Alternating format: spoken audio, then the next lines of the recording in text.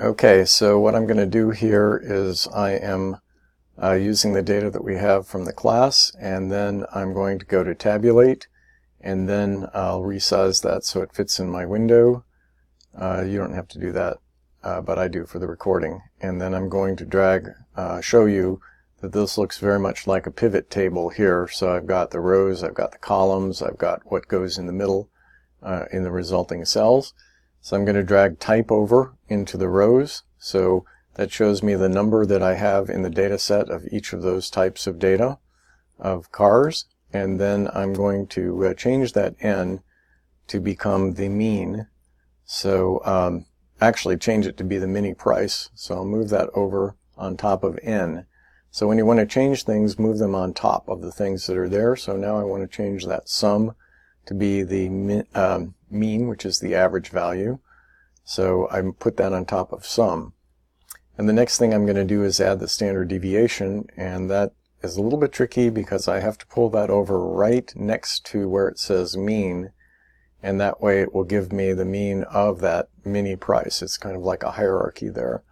So I see the mean and standard deviation. Now let me show you what happens if I get it into the wrong place. I'll undo what I just did, and then I'll drag standard deviation to the top so that it's creating an entirely new column.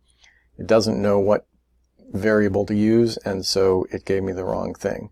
Or I can put it on top of mean, then it will blow that away, and it's also not what I want. So I'm going to go back and drag it right next to that.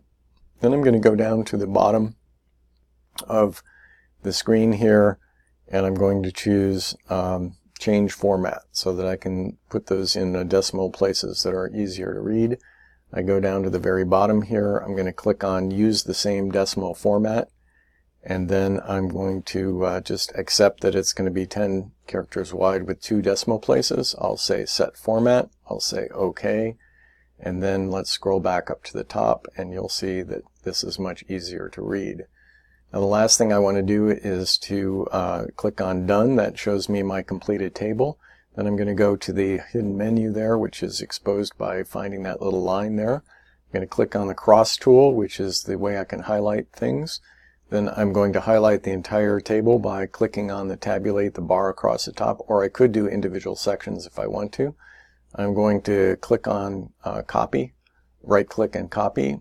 And then I'm going to go into my Word document, and you can't see it on my screen, but I'm doing paste, and then I'm doing paste special, and then you'll see the menu coming up here for paste special, and I'm going to choose bitmap, or sometimes it's device independent bitmap.